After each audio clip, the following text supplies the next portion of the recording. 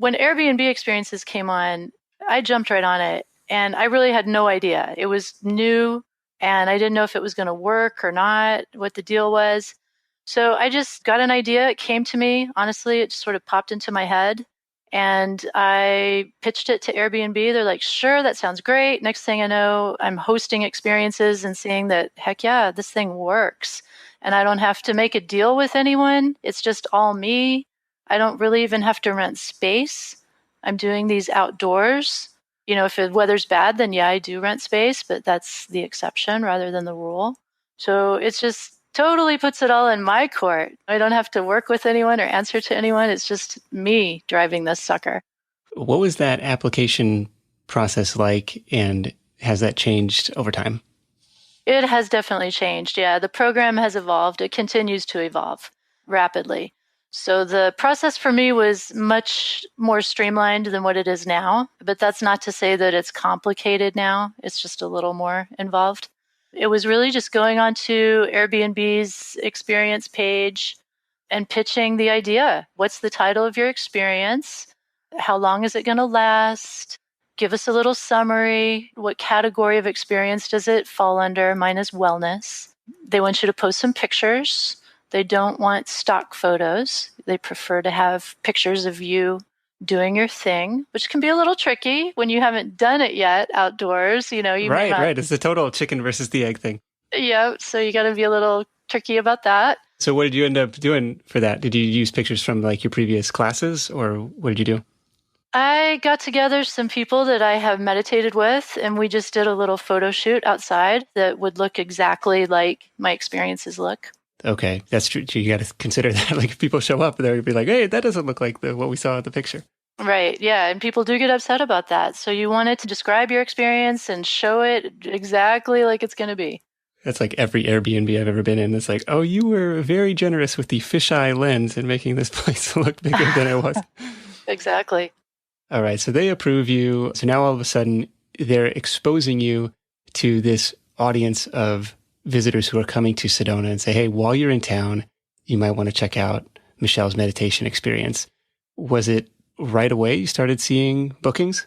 It was right away. It kind of surprised me because it was about a year ago that they opened these up in Sedona.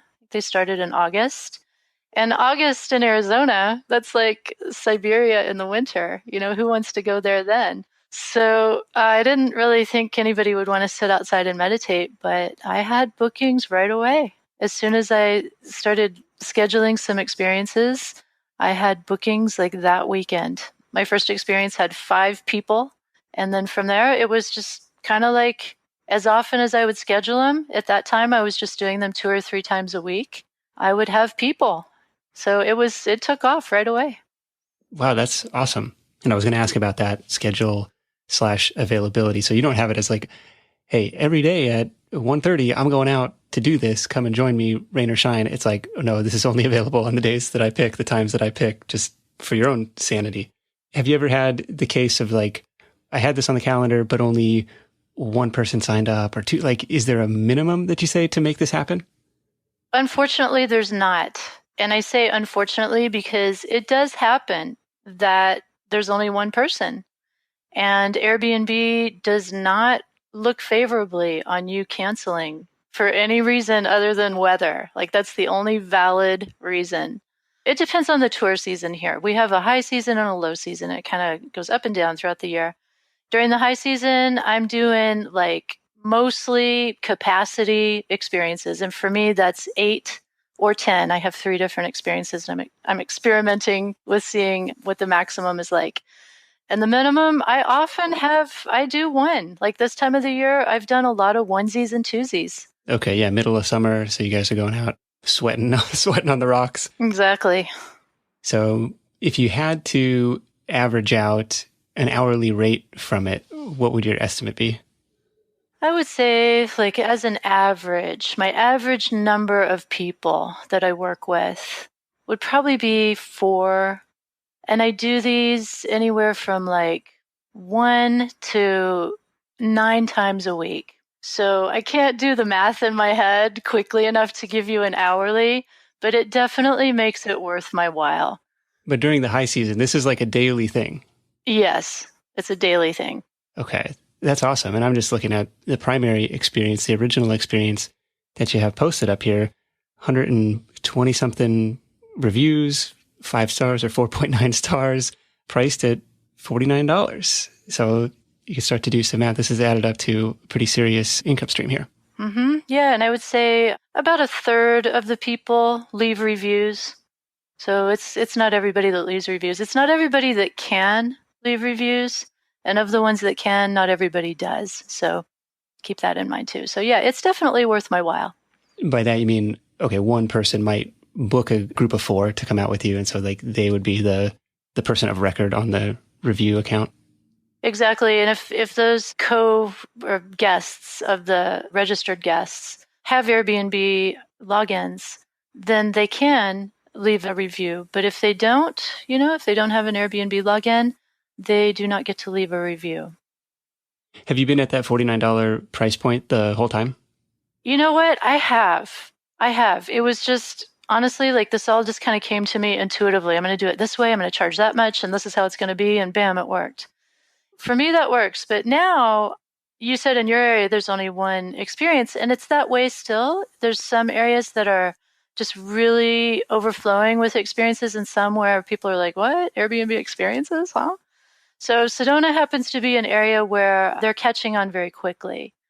And if I were advising somebody who's just starting from scratch now, I would say start it at a lower price point and build up some street cred. Get your reviews, prove why you can charge more, but don't just come right out of the cage with a high price.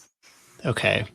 Now I'm thinking of like, should I do like the Livermore microbrewery tour bus or something would be a fun one for me, because it's kind of like known for being wine country. It's like the poor man's Napa in the Bay Area suburbs.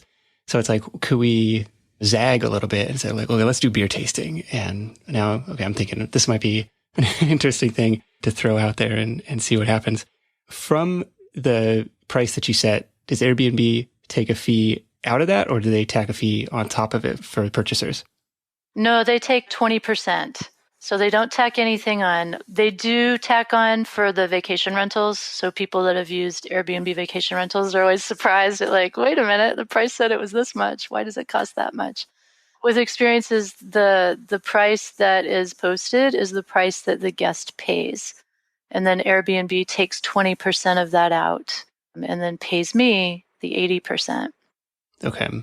Have you ever run into the situation where you're hosting these by yourself, you're kind of going out into nature, like you ever been uncomfortable position or like felt unsafe?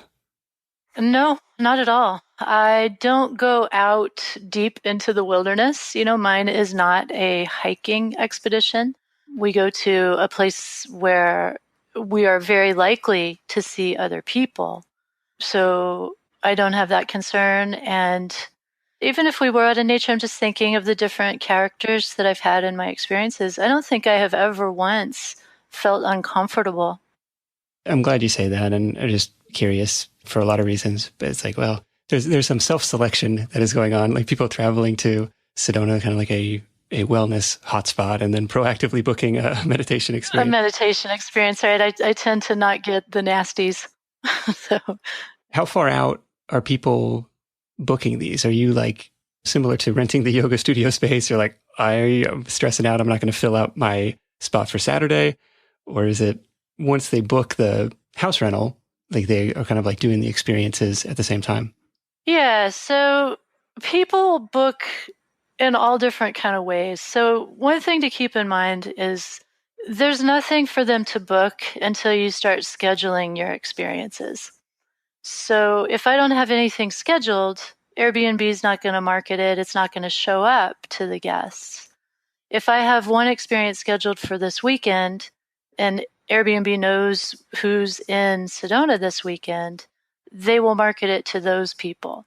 If I have experiences scheduled for October, let's say, which is a really busy season here, and people are already starting to make their travel plans for October, as they're making their travel plans, they'll see, oh, there's experiences scheduled. So because I have put those experiences on my schedule, people who are planning to come at that time will be presented with that as an option.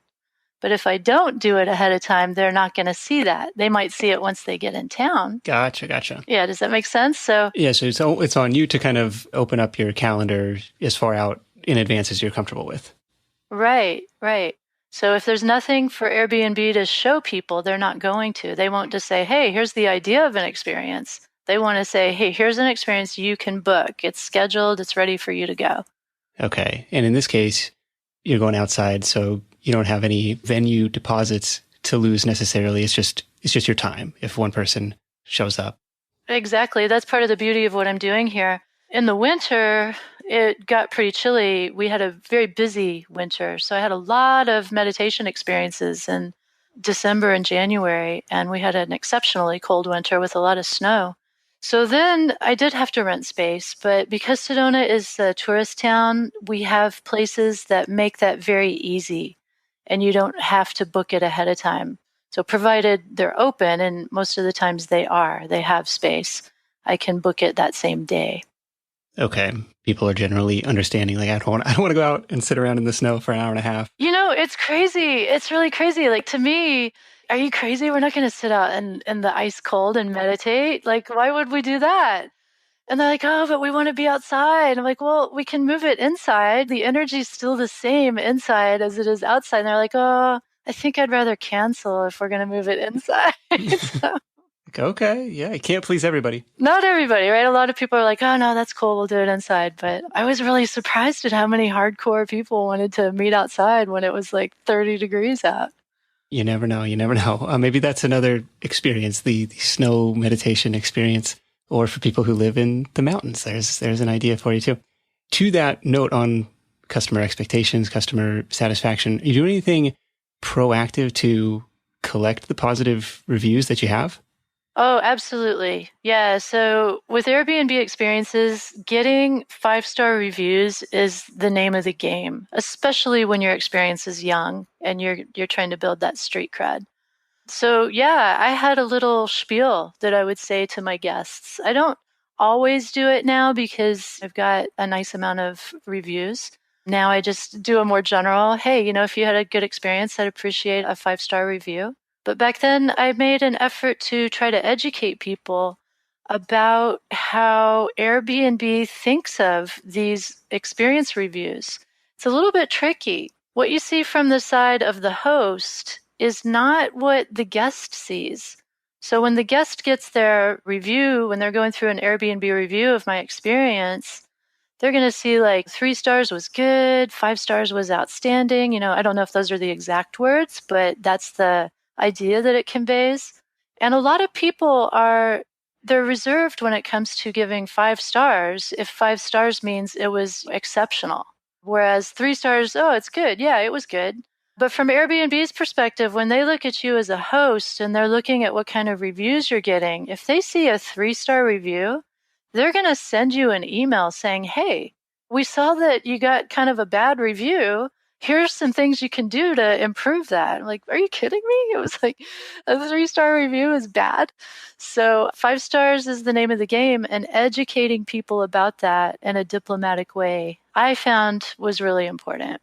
That makes total sense. And especially being such a personal experience, like somebody's going to spend 90 minutes with you, and it would be personally awkward to like leave a 1-star. Like, come on, we just had this nice experience. What's happening? So you mentioned we're not going on hikes deep into the wilderness. Have you had to do anything from a liability or insurance standpoint just to protect yourself? Airbnb provides the same type of liability coverage that they do for vacation rental hosts, which they call it their $1 million policy.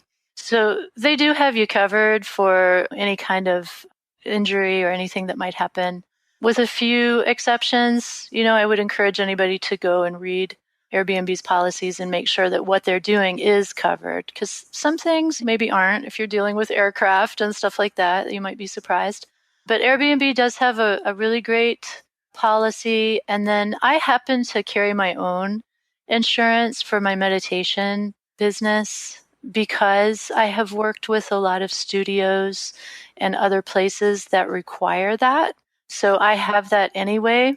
I would encourage everybody to do that because my annual premium is less than $500. So now you've expanded your Airbnb experience listings with a couple new experiences. Can you tell me about those and the strategy behind that?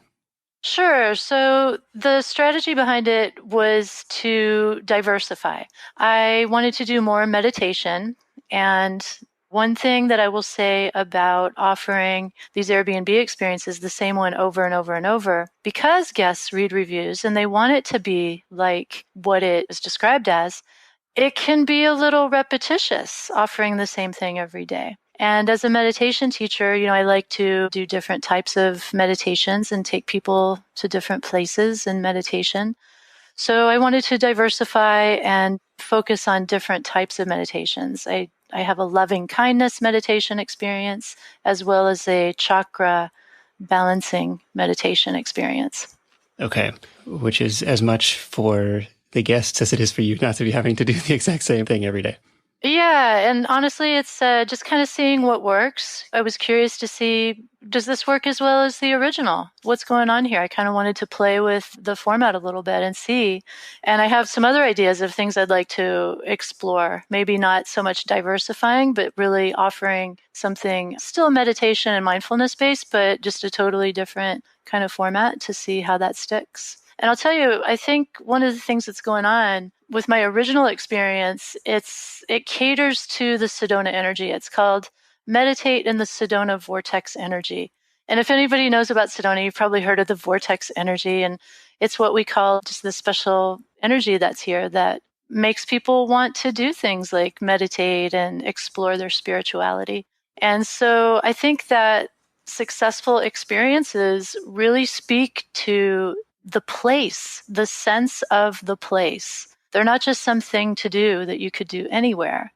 It's something that you're doing because you want to get into and understand and really vibe with the place that you're visiting. Yeah, I think you've done an excellent job of that, and it shows in the reviews.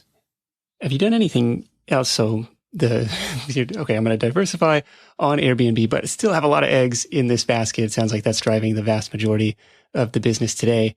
Have you syndicated these experiences to TripAdvisor or Viable or like any of these other kind of like travel marketplaces?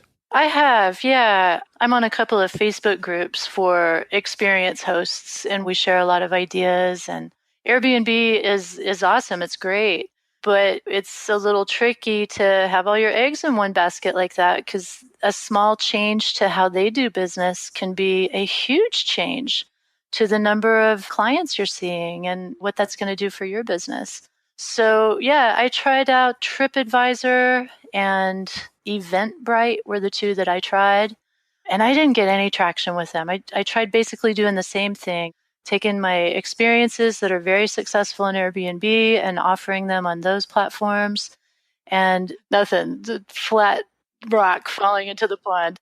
Why do you think that is? With TripAdvisor, I saw that it was a pretty well-worn path. There were hundreds of listings for things to do in my town.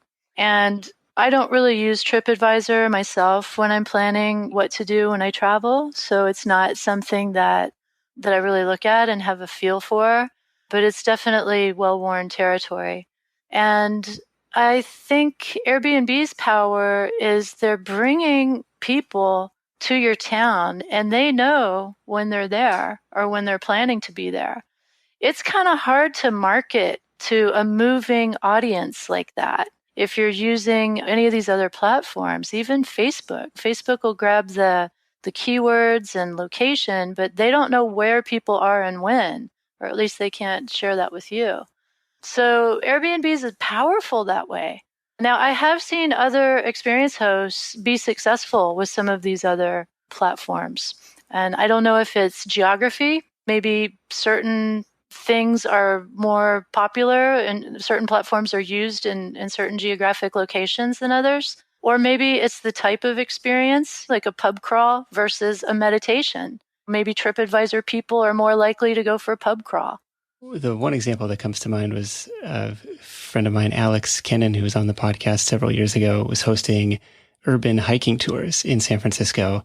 And it was similar, like kind of like doing this discounted hiking tour experience at the onset. Hey, thank you so much for joining me. If you had a great time, I would love if you could leave a TripAdvisor review. And it was just kind of like that early critical mass of 5-star reviews to trying to build up some exposure there that seemed to help her business. I know she's involved with Airbnb Experiences as well. It's an interesting thing. And I'm curious about this because I see on SedonaMeditationExperiences.com, at least at press time, the book your spot or, reserve a spot button links you back to Airbnb. So it's like, I'm happy to pay that 20% fee, even if people are coming to me directly, just to not have to deal with the payment processing or the calendar management or anything like that. Right. I mean, it kind of is worth it to me right now. And honestly, once I got on board with this whole experience economy, I did change my business name. So the Sedona Meditation Experiences is my new name as of a couple of months ago. Before that, it was Pro Meditate. And I'm getting a lot more traffic to my website and starting to explore Google My Business using the power of Google search, which is a pretty popular way for people to find meditation in Sedona. That's a path that I feel like is going to lead me somewhere. So I am looking to diversify outside of Airbnb, not let go of it because it's been good to me and I love it and it works great, but just to really build a business that I feel more in control of. I feel like having my website and Google My Business and kind of grow in that direction is right for me. Yeah, absolutely. And Sedona Meditation Experience is perfect keyword dense URL. It's like, hey, this is exactly what I'm looking for. Let me click on this. It's really cool to see what you've built over there. Do you ever see this expanding beyond yourself in hiring subcontractor meditation instructors, or is it like it's always got to be Michele? Oh, no. I mean, I'm not that much of a control freak, I don't think. Maybe. But Airbnb is always trying to get me on the phone to grow that way. They have a co-host program similar to as they have for the vacation rentals. Some of your listeners might be familiar with that. As an Airbnb vacation rental host, if I'm going to go out of town, or in my town of Sedona, there's just a lot of investment properties that are being used as Airbnbs, so the owners don't even live here. You can set up a co-host, somebody that's going to basically manage the business in whatever capacity you need in your stead. And they've got the same idea with the experiences. So you can designate a co-host and then figure out how you're going to be splitting the labor. So if I wanted to bring on board some other meditation teachers to go out and actually teach the experiences, lead the experiences, I could do that for sure. And I could also do it in other towns, branch out into other locations, other geographies where I am not located, but somebody that I trust to do this is. That's an option. And honestly, it's not an option that appeals to me personally. And I guess the biggest reason is because there's no real cost to joining Airbnb Experiences. It's not a big business cost. Anybody can do it. And if I'm going to take time to teach somebody all my tricks and get them all trained up to deliver my experience, what's going to stop them from just starting their own? There's absolutely nothing that's going to stop them from doing that. Oh, interesting. I never even thought about that. Yeah, that just doesn't feel like the best use of my energy to grow in that way. But lots of different options, the subcontracting, the expanding to different experiences, different markets, finding traffic through Google. It's interesting. Like, definitely, if you've got a creative idea for an experience in your town, here's an interesting way to take advantage of it. So I encourage you to check out what Michele is up to, SedonaMeditationExperiences.com, to take a look at how she has things structured over there, and also HostYourExperience.com with some advanced training for aspiring Airbnb experience hosts. If you hit HostYourExperience.com/free-call, there's a free on-demand webinar for some more Airbnb experience hosting training. Figure out if it's the right business model for you. Michele, Thank you so much for joining me, enlightening me on this new marketplace, this new business idea. And let's wrap this thing up with your number one tip for Side Hustle Nation.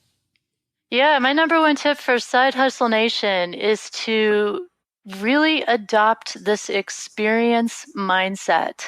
It's really a whole new part of our economy that is becoming more and more popular. Goods and services don't cut it anymore. People want immersive experiences. And that's, I think, why Airbnb is being so successful with their experience brand. Yeah, this is so true. I don't need more stuff cluttering up my closet, but if it can be a cool lifetime memory experience, I'm all for it. Yeah, I'll share with you a quick story. You mentioned at the beginning of our conversation being able to basically hire a birthday party. And in the book Experience Economy, they kind of outline how things have evolved, where people used to buy raw ingredients to bake a cake. And then along came Betty Crocker, who kind of pre-mixed all the ingredients into one easy-to-go cake mix. And then grocery stores said, well, you don't have to do that. You just tell us what you want to order. Come pick it up. We'll make it for you. And now in the experience economy, you can just hire a birthday party. So they'll bring you the cake and bring the party to your door. So that whole concept of experiences is what this Airbnb experience thing is about. Yeah, along those lines, like along the Betty Crocker cake mix line, I actually read this somewhere too, where they had like engineered it to the point where you didn't even need to crack the egg in there anymore. But they actually found that they didn't feel like they were actually baking unless they cracked that egg and stirred it all up. So they're like, okay, we'll add it back in. So it was an interesting take on it's part of the baking experience. So very cool. Michele, thanks again for joining me, and we'll catch up with you soon.